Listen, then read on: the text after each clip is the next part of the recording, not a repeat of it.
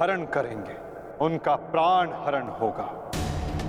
जब जब किसी की आंखें अनुचित होता देखना स्वीकार करेंगी, तब तब उन आंखों को बंद होना होगा। यही नियति है, यही प्रारब्ध है, और यही है इस महाभारत का कारण और निवारण।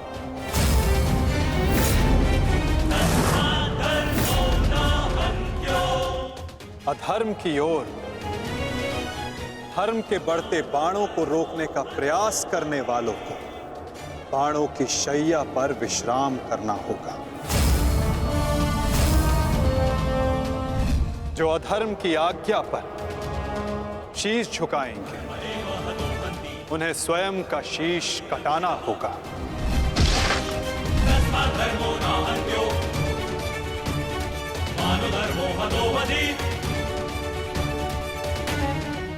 अधर्म को ना किसी का कवच बचा सकता है, ना ही किसी के बाण।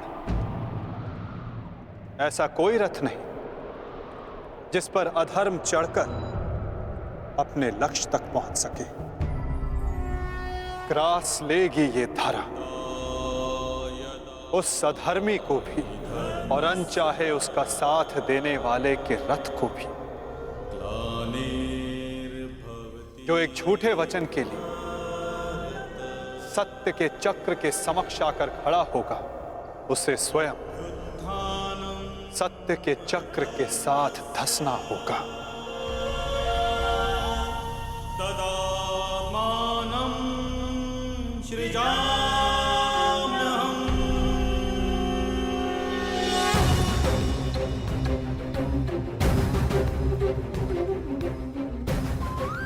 ये तुम्हारे अपमान का नहीं, समस्त स्त्री जाति के अपमान का प्रतिकार है पांचाली।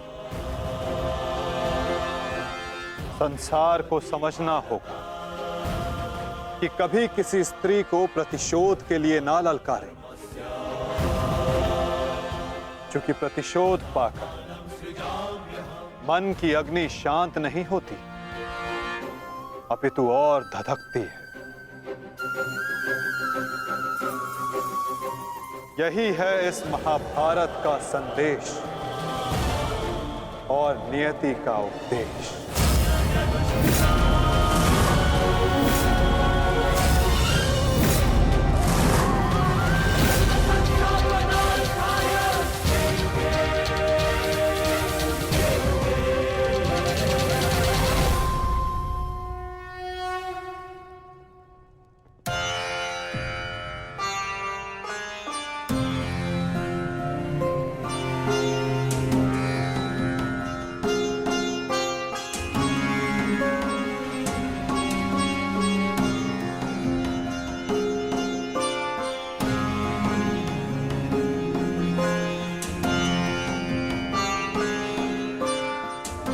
अपने आप को संभालो मित्र, एक योद्धा को रोकर विदा नहीं करते।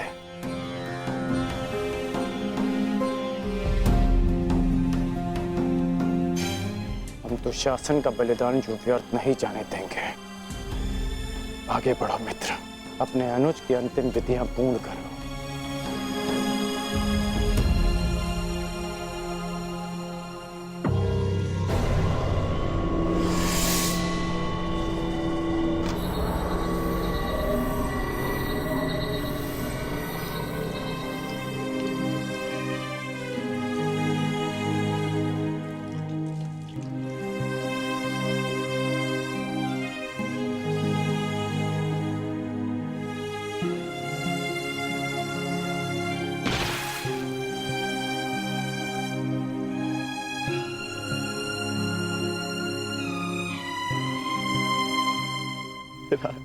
अच्छा, प्रेहि प्रेहि पतिभिः पूर्वैर्भिः यत्रा न पूर्वे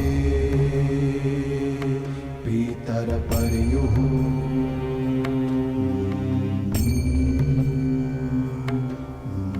भूभराजना स्वधया वरुणं च दिवम् पुत्र।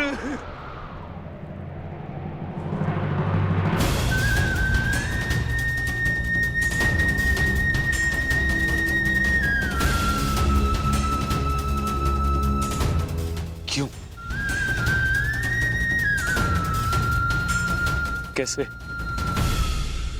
कैसे होने दिया तुमने ये?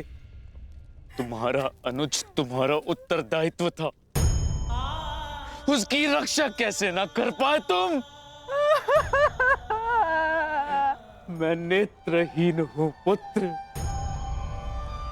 परंतु ऐसा प्रतीत होता है जैसे किसी ने मेरा एक नेत्र छीन लिया है।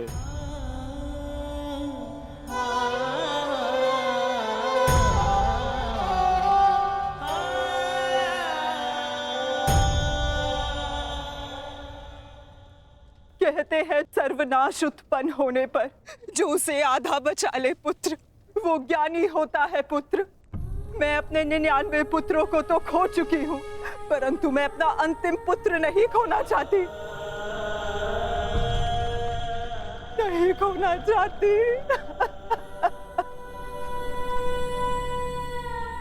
बंद कर दो ये महाविनाश दुर्योधन, और लौट चलो। किसी को तो रहने दो जो हमारा पिंड दान कर सके।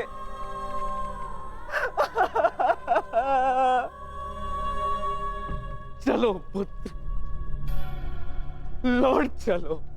नहीं, अब इस युद्ध को रोका नहीं जा सकता।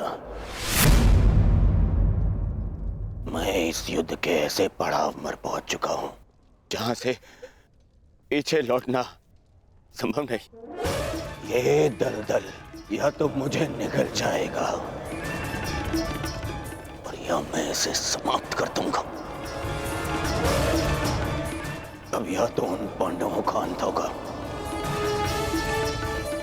और या तो मेरा। नहीं। उससे पूर्व कदाचित ये युद्ध नहीं रोक सकता। अब ये युद्ध ना मुझे राज्य के लिए लड़ना है और ना ही सम्राट बनने के लिए। ये युद्ध करना है प्रतिकार के लिए।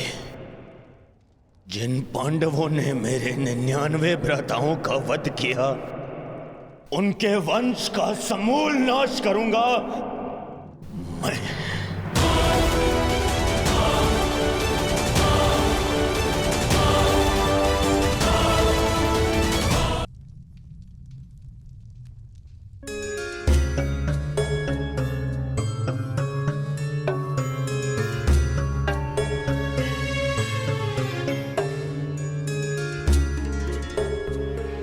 किस चिंतन में डूबे हो युधिष्ठिर?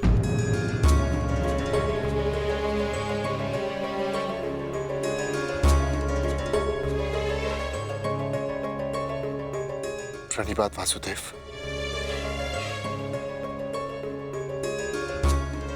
तुमने मेरे प्रश्न का उत्तर नहीं दिया युधिष्ठिर। हाँ वासुदेव, मेरा मन अशांत है। बुद्धि पर जैसे भ्रम की धूल से जमी है। समझ में नहीं आ रहा है वासुदेव कि इस महायुद्ध से हमें क्या प्राप्त होगा। आश्चर्य, धर्मराज के मन में ऐसा असमंजस। वासुदेव, मैं आपसे निवेदन करता हूं कि मुझे धर्मराज कह के मत पुकारिए। इस धर्म युद्ध में बिखरे अधर्म की छींटें मुझ पर भी पड़ी हैं। मैं धर्मराज कहलाने योग्य नहीं हूं वासुदेव। युद्ध में शरीर और सेना के बल से अधिक महत्वपूर्ण आत्मबल होता है युधिष्ठिर।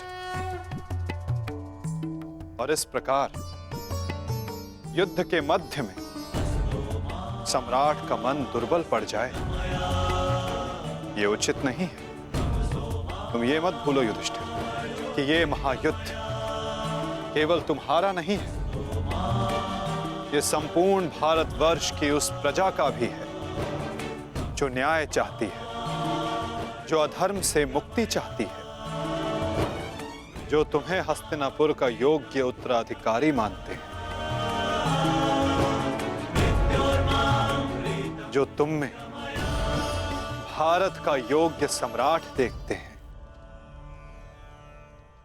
इस युद्ध में तुम्हें सम्राट बनते देखने के लिए अनगिनत सैनिकों ने अपनी आंखें बंद कर ली युधिष्ठिर। और आज भी अनगिनत सैनिक सज्ज हैं अपना बलिदान देने के लिए। एक सम्राट का कर्तव्य है कि वो अपनी सेना, अपनी प्रजा का मार्गदर्शन करे, ना कि स्वयं दुविधा में फंस जाए।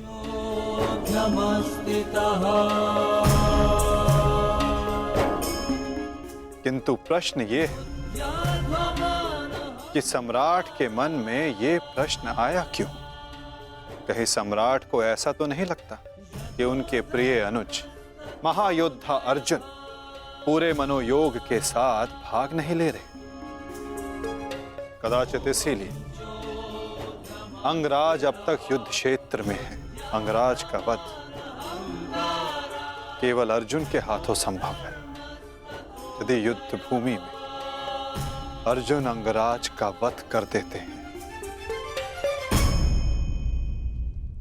तो अवश्य ये संभव है युधिष्ठिर।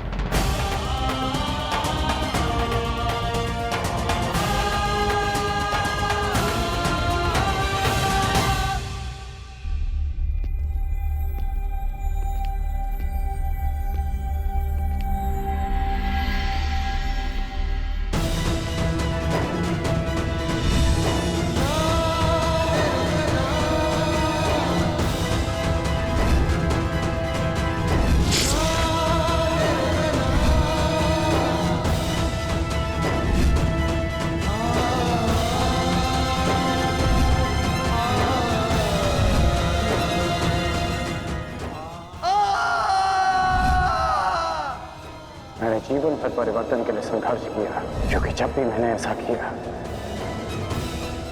तो मैंने लोगों की आंखों में आशा की किरण देखी।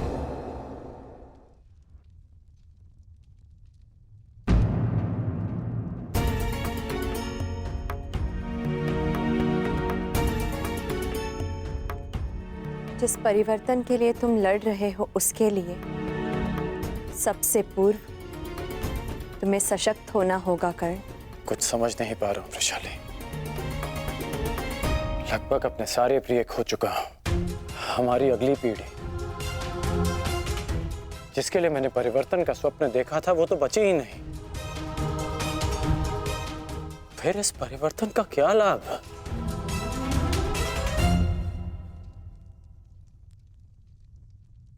तुमने जो जो सहा है मुझे उसका भान है कर्ण, परंतु कुछ नवीन पाने के लिए बलिदान करने ही पड़ते हैं।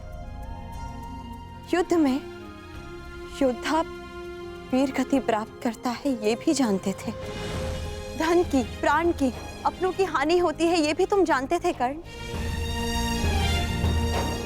फिर आज ये उद्विग्नता क्यों? इस समय तुम कौरव सेना के सेनापति हो अंगराज, और तुम्हारी सेना को तुम्हारे मनोबल की आवश्यकता है। उन्हें एक सशक्त सेनापति चाहिए, ना कि एक टूटा हारा योद्धा। हम सबको तुम पे विश्वास है कर्ण, मुझे तुम पर विश्वास है। तुम ही हो कर्ण जो ये परिवर्तन ला सकते हो।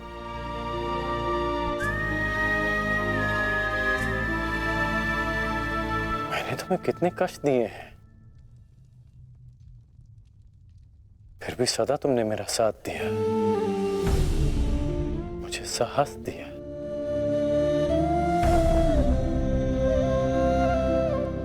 मैंने सदैव परिवर्तन चाहा है, उसमें विश्वास रखा है, पर आज स्वयं को संभाल नहीं पा रहा हूं मैं।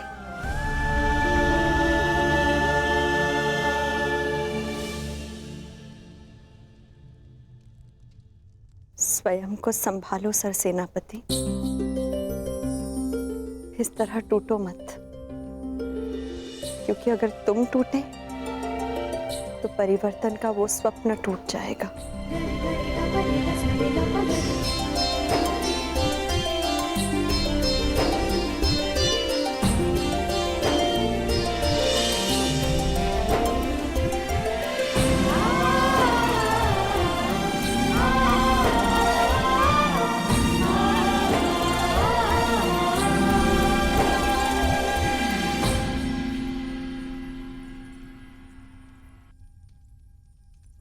जी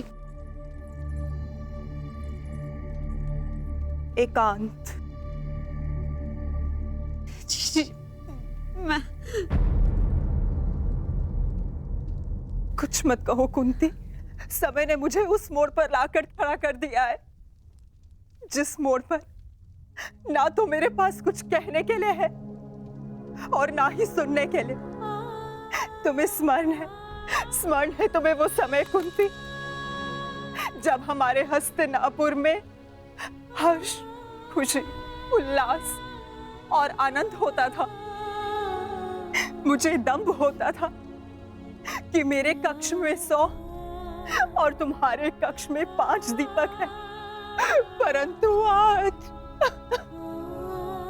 आज मेरा ये कक्ष अंधकार में डूब गया है। एक एक करके इस अभागिन माता ने अपने 99 पुत्र खो दिए हैं। परमात्मा से 100 पुत्रों की माता होने का सौभाग्य पाकर भी आज मेरे दोनों हाथ खाली हैं। माता के आंसू तो अपने एक पुत्र के वियोग में सूख जाते हैं,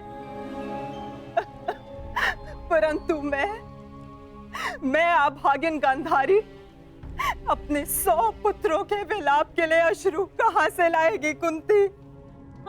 कहां से लाएगी? ऐसा नहीं है दीदी, ये दुर्भाग्य नहीं, हमारी असफलता है। दीपक का धर्म है जलना, ये तो संभालने वाले के हाथ में है कि वो उस दीपक से प्रकाश करवाता है।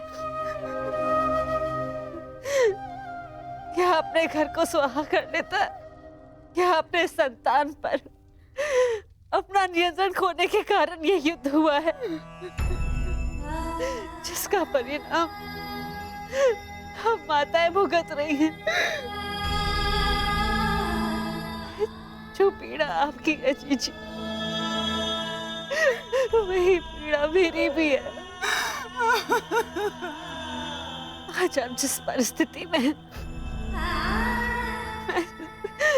मैं भी स्वयं उसी परिस्थिति में बंधी हूँ।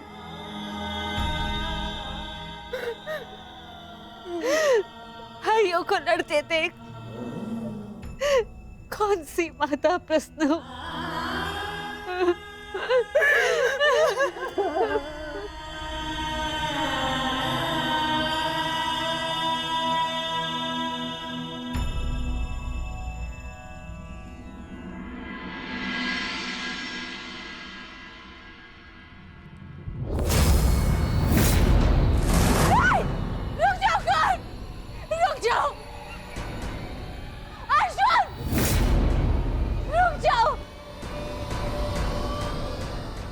जोड़ती हूँ, दोनों रुक जाओ।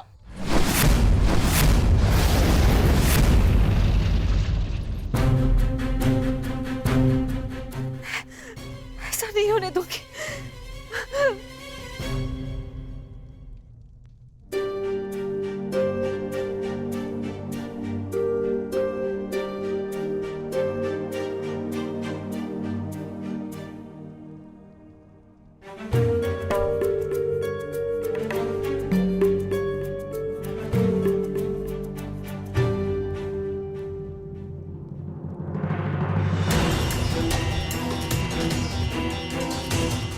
राजमाता,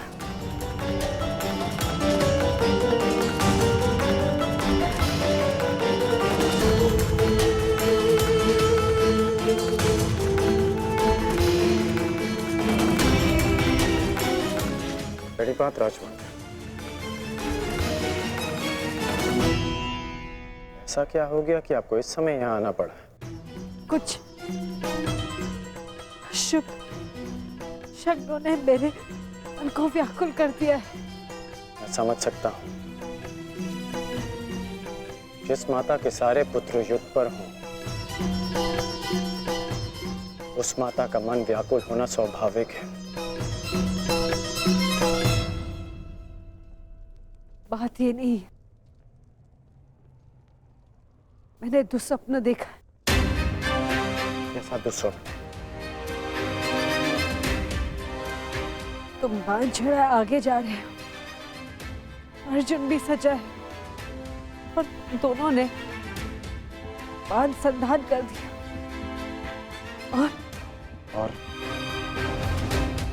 और मैं बीच में आ गई, किंतु तुम दोनों ने बांध छोड़ दिया। फिर क्या हुआ? फिर मेरा सपना टूट गया। जो स्वप्न आपने पूरा देखा ही नहीं, उसके लिए आप व्यथित क्यों हो रही हैं? मैं व्यथित हूं क्योंकि बाण किसी का भी हो, किसी की भी छाती भेदे, पीड़ा मेरे को ही होनी है। संसार की दृष्टि में आपकी कोख 5 बार भरी है। क्या आपका दुर्भाग्य था या मेरा प्रारब्ध? हमें इसे स्वीकारना होगा राजमाता। तुमसे विनती करती हूँ, इस युद्ध को त्याग दो। क्या ये विनती आप अर्जुन से कर सकती हैं? बताइए।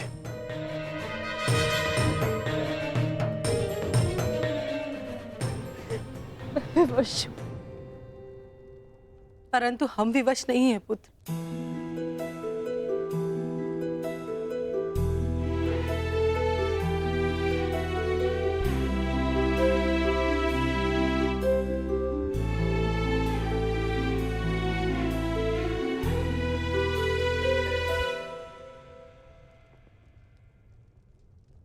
छोड़ दो ये युद्ध पुत्र, छोड़ दो।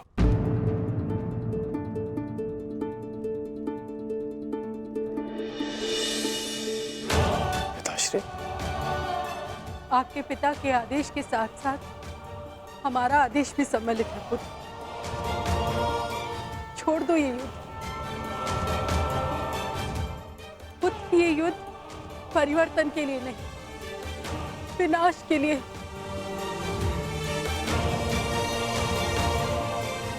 समझ लो कि हम अपने पालन पोषण के ऋण का मूल्य मांग रहे हैं तुमसे।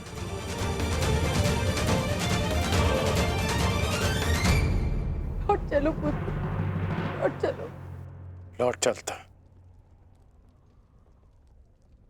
लौट चलता यदि मैं केवल राधेकरण होता।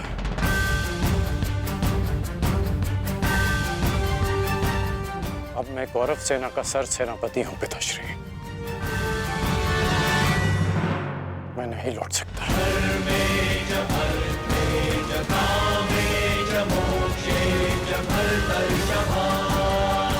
मेरा कर्तव्य है।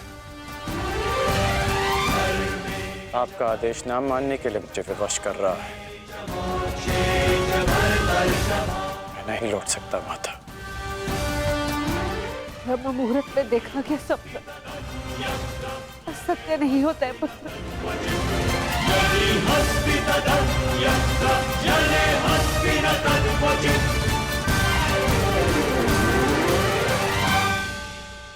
आपका स्वप्न टूटा है राजमाता,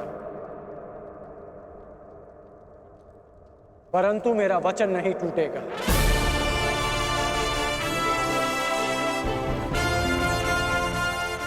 सूर्योदय होने को है। मेरा अर्घ देने का समय हो गया।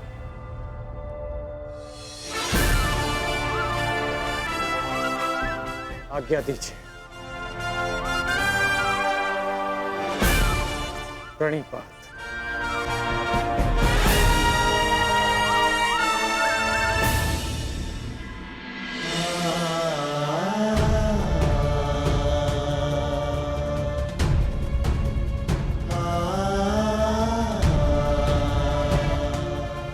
आज्ञा दीजिए पिताश्री।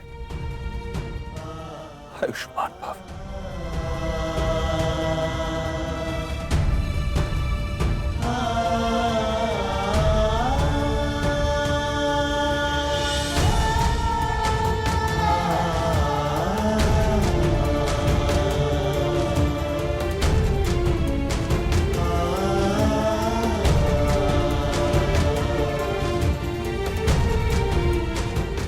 अश्रु नहीं माता, चलता।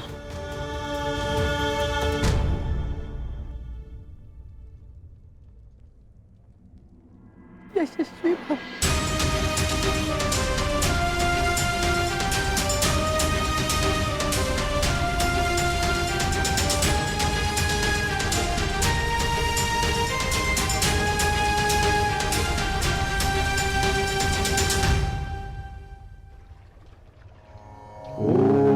सूर्याय नमः। ॐ भानवे नमः। ॐ खगाय नमः। ॐ श्री सवित्रे सूर्यनारायणाय नमः।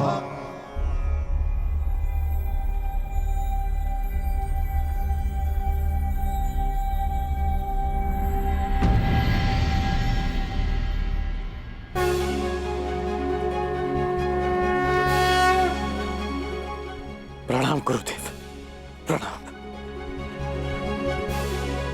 आयुष्मान भव पुत्र, आयुष्मान भव।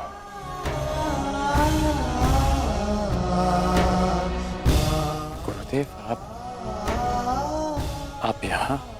मैं तुम्हें कुछ स्मरण कराने आया हूँ राधे।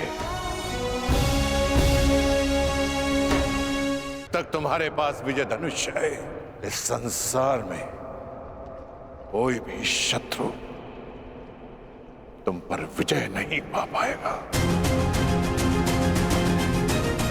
मुझे अनुमान है कि क्यों आप मुझे आज विजय धनुष का स्मरण कराने आए हैं। मैं आपको विश्वास दिलाता हूं कि एक चिरंजीवी गुरु का शिष्य आज मृत्युंजय बनेगा, जिसके सामने मृत्यु भी सर झुका कर आएगी।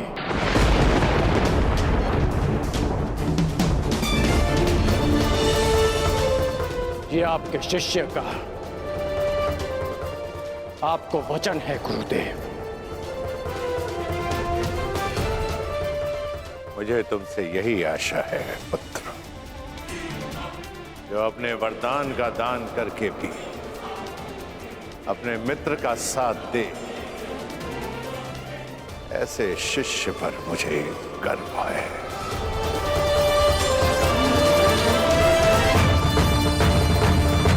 परशुराम को कोई इसलिए स्मरण करे या ना करे कि उसने धरा को 21 बार क्षत्रिय विहीन कर दिया था, परंतु संसार परशुराम को इसलिए स्मरण अवश्य करेगा कि उसके शिष्य गण ने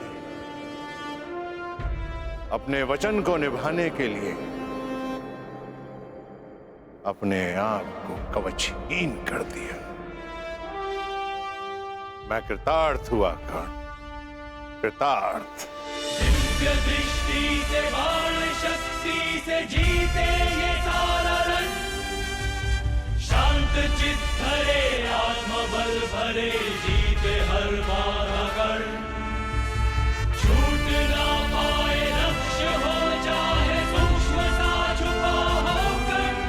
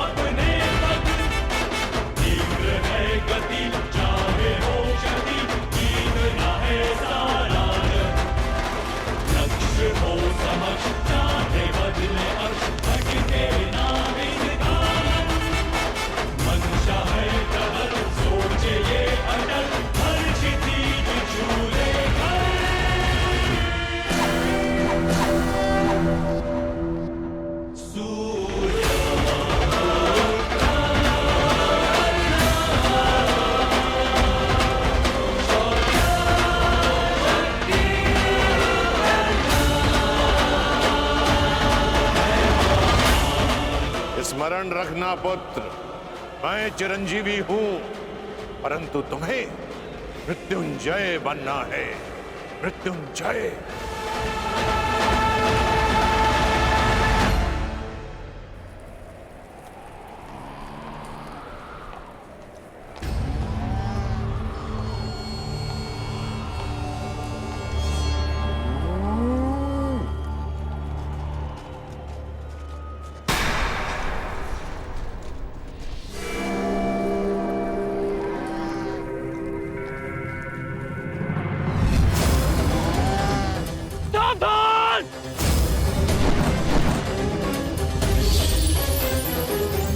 किस प्रकार तुमने कीचड़ में फंसे हुए मेरे असहाय बछड़े को मारा है, उसी प्रकार तुम भी एक दिन पृथ्वी पे असहाय गिरे रहोगे। मैं अग्निहोत्र ब्राह्मण विजय तुम्हें श्राप देता हूं।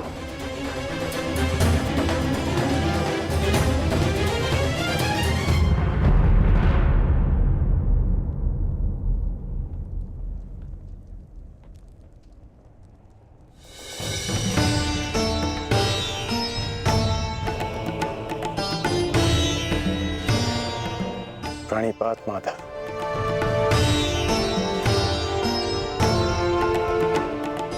आश्चर्य, मुझे देखकर तुम आश्चर्यचकित नहीं हुए मित्र? ब्रह्म मुहूर्त में आज जन्मदात्री मेरे पास आई। तर्पण के समय गुरुदेव आए और अभी उस श्राप का स्मरण हुआ। विश्वास हो गया माता कि आज का दिवस विशेष है, और भान था कि ऐसे में माधव मुझसे अवश्य मिलने आएंगे, और आप आ गए। यदि तुम्हें मेरे आने का भान था तो तुम्हें मेरे आने का कारण भी भान होगा राधे। कारण और निवारण आपसे श्रेष्ठ कौन जान सकता है माता। मेरा लक्ष्य परिवर्तन है और मेरा मार्ग है पराक्रम। हर पराक्रम का परिणाम परिवर्तन नहीं होता कौन्ते। यदि परिणाम परिवर्तन होता तो आज मैं तुम्हारा सारथी होता मित्र। जीवन बड़ा जटिल है माता। कभी कभी मनुष्य लक्ष्य नहीं चुनता, लक्ष्य और मार्ग उसे चुन लेते हैं। मुझे भी प्रारब्ध ने अपना योद्धा चुना है। परंतु प्रारब्ध योद्धा नहीं बनाता मित्र, योद्धा प्रारब्ध बनता है। यदि तुम चाहो तो अब भी भारतवर्ष का प्रारब्ध बदल सकते हो मित्र। सारथी प्रस्तुत है।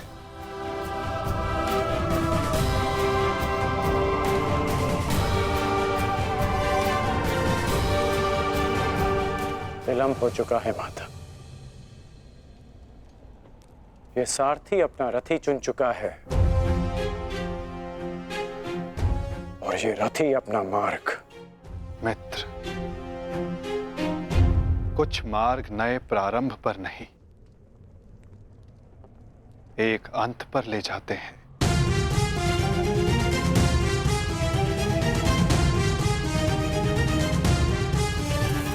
मैं आपका मंतव्य समझता हूं माता, परंतु मैं अपना गंतव्य नहीं बदल सकता। आपसे एक विनती है, अपने रथी से कह दीजिएगा कि सज रहे, क्योंकि आज ये कर्ण अपना द्वंद्व और अपना वचन दोनों पूर्ण करेगा। आज ये कौन्तेय मृत्यु की गोद में अवश्य सोएगा।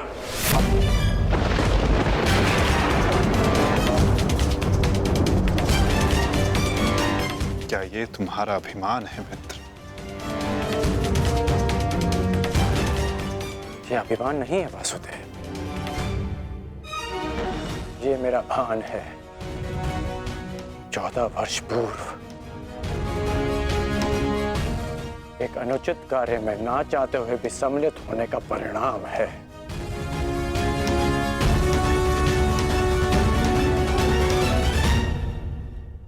आपने उचित कहा था माधव कि आपका चयन आपका भविष्य चुनता है, और मैं अपना चयन कर चुका हूं। माधव,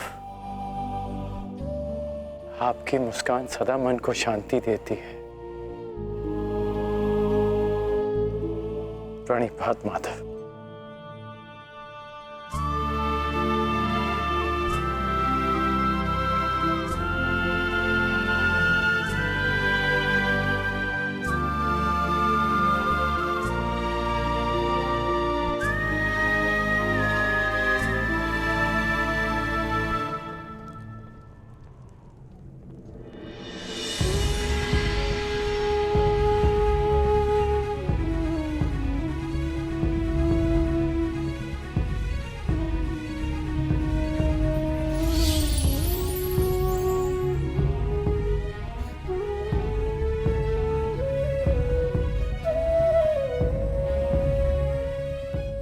यदि तुमने अपना निर्णय बदल दिया होता मित्र, यदि तुमने मुझे चुना होता,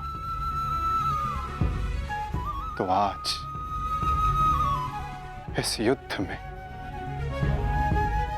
मैं तुम्हारा सारथी होता।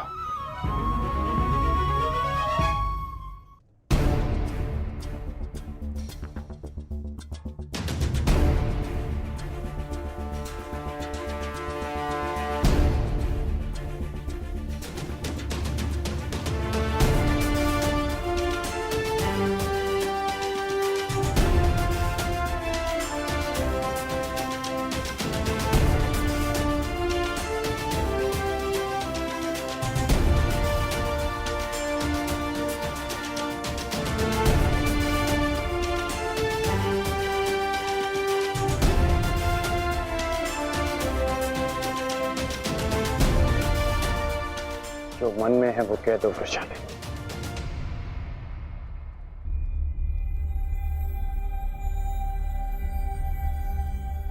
विजयी लौटना। मैं वचन देता हूं कि तुम्हारे राधे की कीर्ति विजयी लौटेगी और तुम सदा उस पर गर्वित होगे।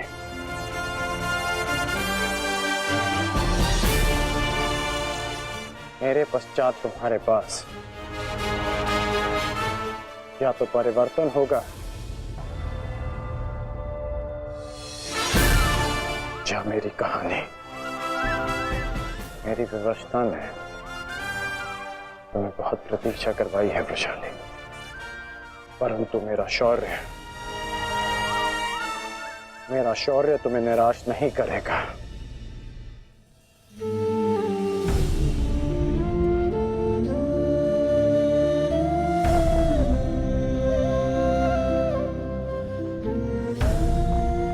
चलता हूं।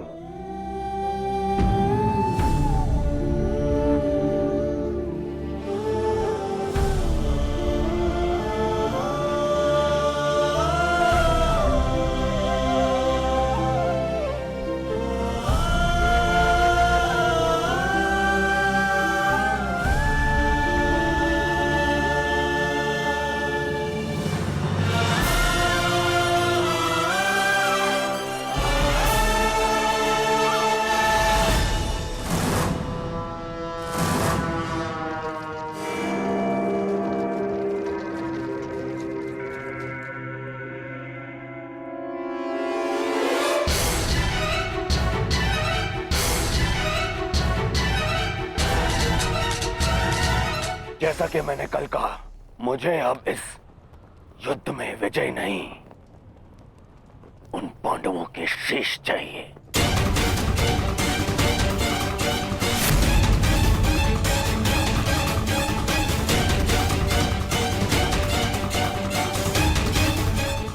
वचन दो मित्र,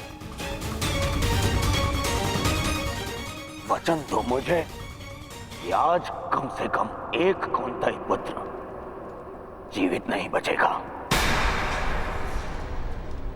और वो धनुर्धर होगा।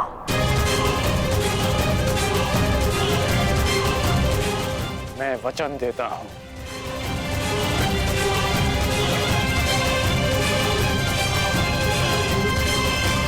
अंगराज, मुझे मेरे दुशासन के मृत्यु का प्रतिशोध चाहिए, बस। प्रतिशोध मिलेगा मामाश्री।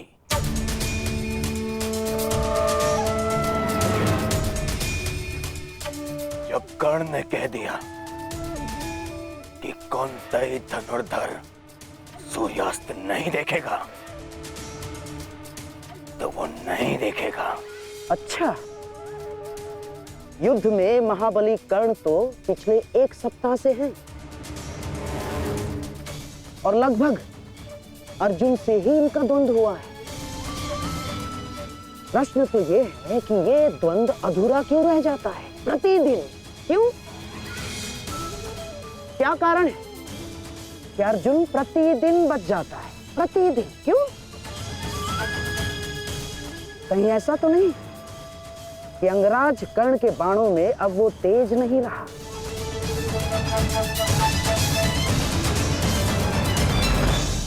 कहीं ऐसा तो नहीं कि अंगराज कर्ण के बाणों में अब वो तेज नहीं रहा? यदि तेज नहीं होता तो आप जीवित नहीं बचते गांधार राज। मैं अर्जुन से श्रेष्ठ धनुर्धर हूं,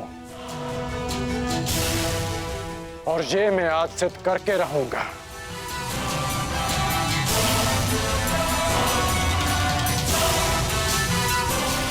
बस एक अंतर है हम दोनों के बीच, मित्र। अर्जुन के पास वासुदेव जैसे सारथी हैं, और मेरे पास नहीं। तो संकेत करो मित्र, कौन सारथी चाहिए तुम्हें? तो मैं चाहता हूं कि आज एक सूत पुत्र का सारथी एक क्षत्रिय बने। कौन मित्र? मैं चाहता हूं कि आज मेरे सारथी मद्रराज शैले हों।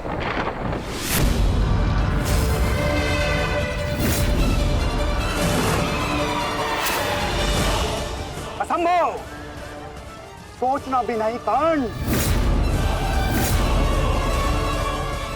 यदि मुझे यह प्रस्ताव दिया गया तो इसी क्षण मैं युद्ध छोड़ता हूं।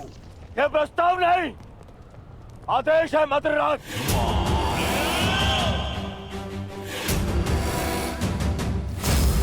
और यह आदेश है युवराज दुर्योधन का। इसे तुम टाल नहीं सकते हो, क्योंकि तुम वचन में बंधे हो।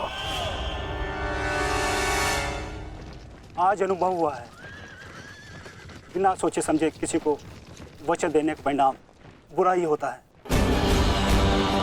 ठीक है युवराज, मुझे अंगराज का साथी बनना स्वीकार्य है, परंतु मैं कुल जाति और स्वभाव से सूत नहीं हूं, इसीलिए हर पक्ष पर अपनी निरपक्ष कटु मंत्रणा दूंगा। क्या अंगराज को यह स्वीकार है? मुझे स्वीकार है।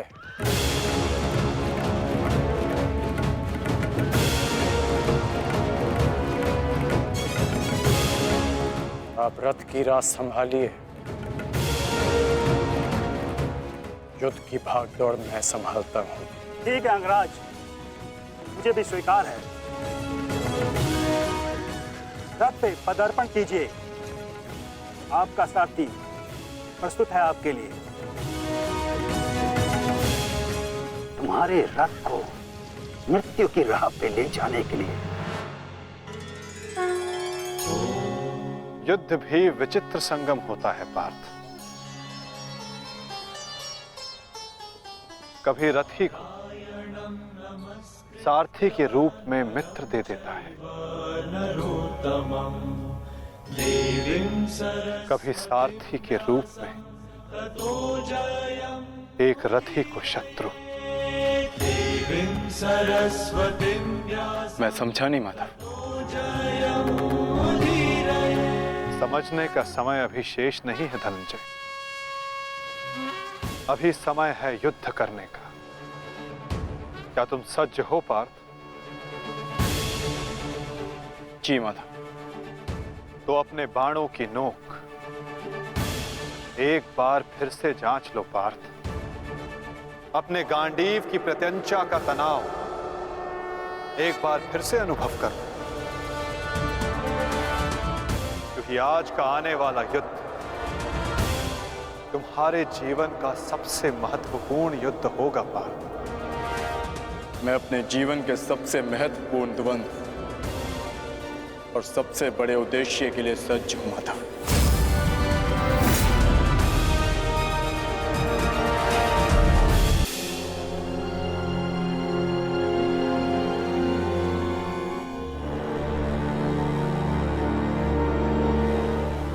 स्मरण रखना मित्र, मुझे मेरे अनुजों की मृत्यु का प्रतिशोध चाहिए।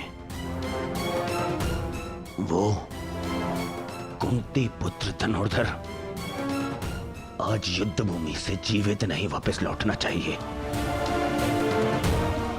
आज के पश्चात इस संसार में दो नहीं, केवल एक महाधनुर्धर जीवित रहना चाहिए, और वो कर्ण होगा। मैं वचन देता हूं कि आज कुंती पुत्र धनुर्धर का वध होगा।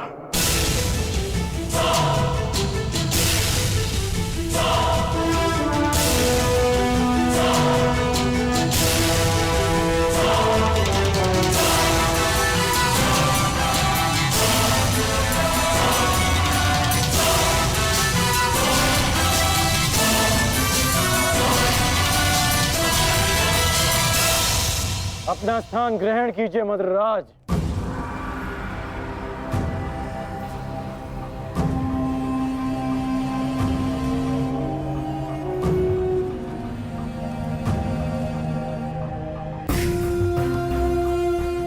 मैं आपको आपके उचित स्थान पे ले जाने के लिए सज्ज हूं। महारथी, बताइए अंगराज, इस ओर ले चलो। एक और की प्रतीक्षा कर रहे हैं, और दूसरी ओर भूखे सियार। बताइए, किस दिशा से आपकी मृत्यु पुकार रही है अंगराज? बताइए। मुझे वहां ले चलो सारथी, जहां अर्जुन का गांडीव टंकार है। चलो सारथी।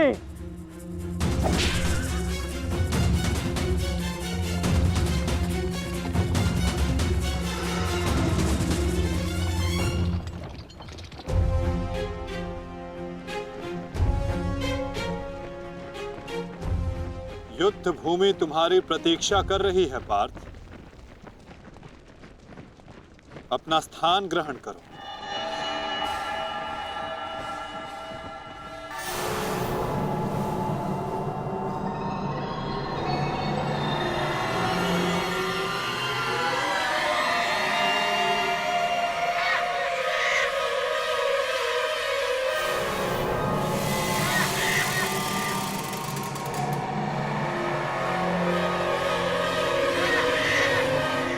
अपनी प्रत्यंचा ठीक से जांच लो पार्थ। आज का युद्ध अविस्मरणीय होने वाला है। पता नहीं क्यों माधव, आज मेरा मन बहुत विचलित है, जैसे अभिमन्यु को खो देने के दिन था। मैं तुम्हारी इस व्याकुलता को समझ सकता हूं पार्थ। एक भाई की मृत्यु दूसरे को सदैव पीड़ा देती है।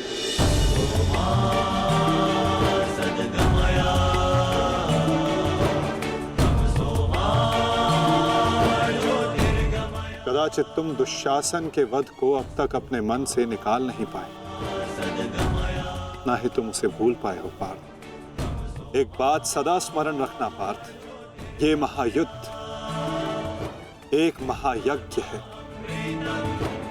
और इस यज्ञ में बहुत सी आहुतियां जानी शेष है और आहुति डालते समय कभी कभी यज्ञ करने वालों की उंगलियां भी झुलस जाती है पार्थ। आज तुम सतर्क रहना। तुम्हारी एक चूक तुम्हें घुटने टेकने पर विवश कर सकती है पार्थ।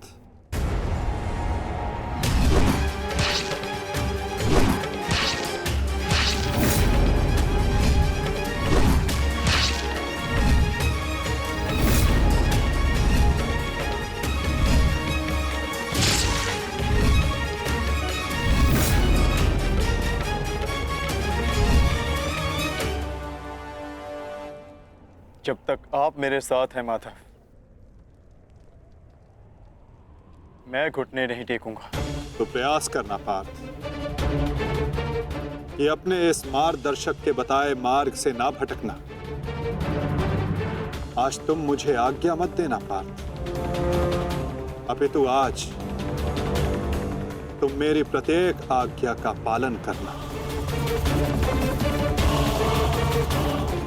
जो आज्ञा माधव।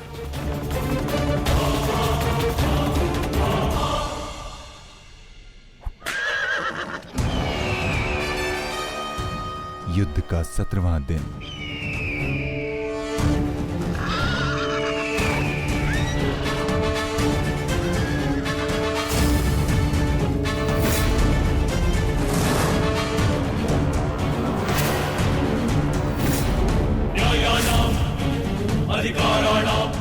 मैं राधे अंगराज कर्ण, कौरव सेना का सर सेनापति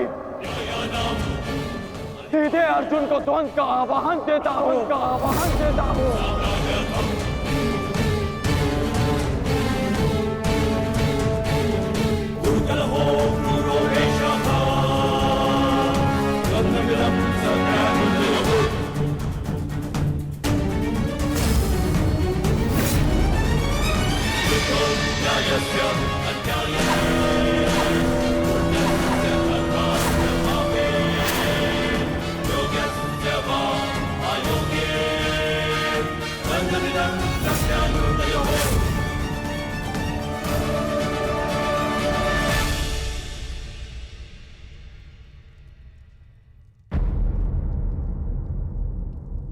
एक की विजय के लिए किसी एक को अवश्य पराजित होना होगा।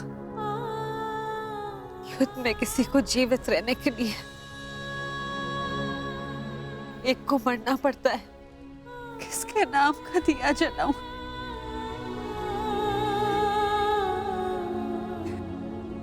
ये कैसी दुविधा है ईश्वर। आज विजय किसी की भी हो, पराजित एक माता की होगी। बाण कोई भी चलाए, छाती एक माँ की ही चलनी है। रक्त किसी का भी बह, अश्रु एक माँ के निकलेंगे। हे ईश्वर,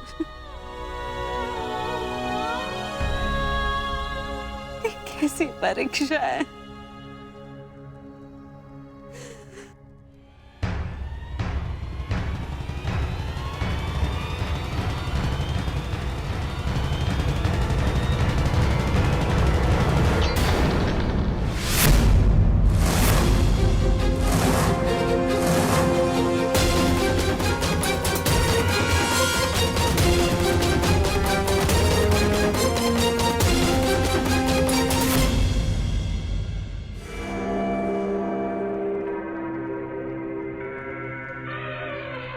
मैं विकोदर भीम हस्तिनापुर के युवराज दुर्योधन को द्वंद्व के लिए चुनौती देता हूं। क्यों दुर्योधन, अपने अनुजों से मिलना नहीं चाहोगे?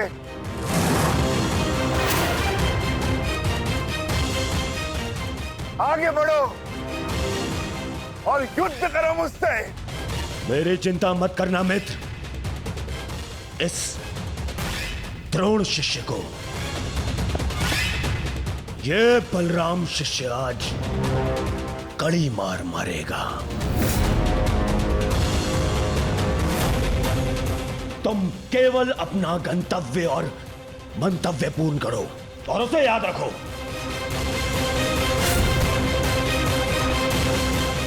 और मैं इस भीम का गर्व तोड़ता हूं। जाओ मित्र।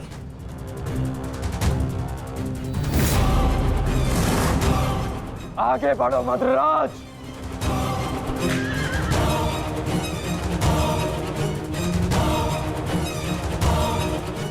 पहली बार देख रहा हूं कोई अपनी मृत्यु का आलिंगन के लिए कितना सज्ज है। सावधान अंगराज, कहीं आपका गंतव्य आपकी मृत्यु में परिवर्तित ना हो जाए।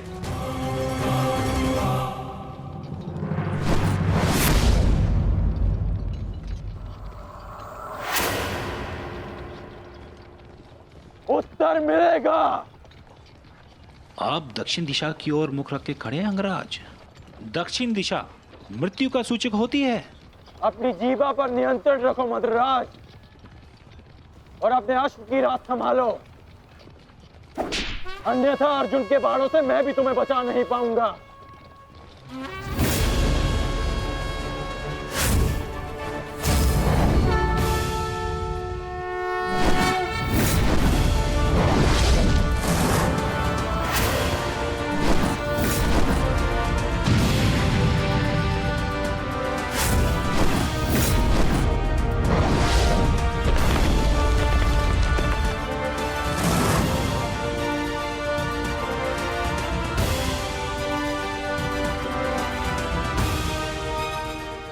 आश्चर्य मत करो पार्थ, अंगराज कर्ण ने जिस धनुष को थामा हुआ है